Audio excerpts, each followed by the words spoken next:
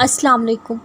अल्लाह बहुत जल्द तुम तक हर खोई हुई चीज़ वापस ले आएगा, जैसे वो अंधे कुएं से हज़रत यूसुफ अलैहिस्सलाम को निकाल कर हज़रत यकूब अलैहिस्सलाम तक ले आया था। तुम बस कबूलियत का यकीन रखो। क्या हो सकता है क्या नहीं, ये सोचना तुम्हारा काम नहीं। तुम्हारा काम सिर्फ दुआ करना है, चाहे ज़िंदगी तुम्हें बेतरतीब करके रख दे, लेकिन यकीन रखो अल्लाह तुम्हें दुआओं को तरतीब देने का हुनर सिखा देगा। देखना अल्लाह जल्द ही ऐसे वसीले बनाएगा, तुम हैरान रह जाओगे। तुम सिर्फ वो करो जो तुम्हारा काम है, यानी दुआ। अल्लाह तो वो कर ही रहा है जो उसका काम है, यानी अता। अल्लाह के बस में सब कुछ है, वो लम्हों में बदल देगा तुम्हारी तकदीर। देखना अल्लाह जल्द ही कह देगा कुन, एक पल में सिमट जाएगा तुम्हारा टूटा हुआ बिखरा हुआ वजूद। देखना अल्लाह जल्द ही मदद भेजेगा और पलक झपकते ही हो जाएंगे कबूलियत के मूड से। और जो नसीब से ना मिल सका, देखना अल्लाह वो तुम्हें अता कर देगा। ताक रातों की दुआएं अल्लाह से कुन कहलवा देती हैं, फिर देखते ही देखते मूड से हो जाते हैं।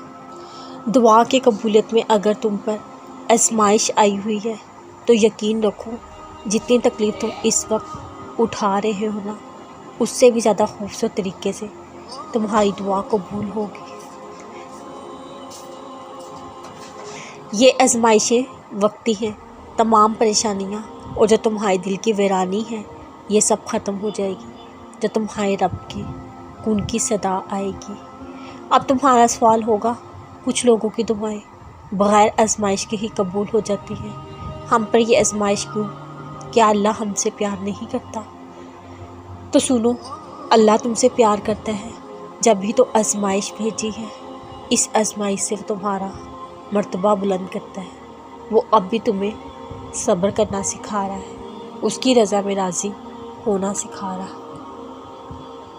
वो अभी तुम्हें ये दिखाना चाह रहा है उसके सिवा तुम्हारी मदद करने वाला कोई नहीं है, उसके सिवा तुम्हारा कोई नहीं है, ताकि तुम इस दुनिया की हकीकत से वाकिफ़ हो जाओ। तो जब तुम पर आजमाइश आती है, तुम अकेले होते हो, तुम जिन्हें अपना गमसार समझते हो, वो भी तुम्हारी मदद नहीं करते और ना ही कर सकते हैं सिवाय अल्लाह के। तो असल में जब तुम ये सब सीख जाते हो और तुम अपने ही अंदर तमाम जंग सह जाते हो, इस कड़वे खून को पीना सीख जाते हो, तो बस फिर वो कुन फरमाने में देर नहीं करता।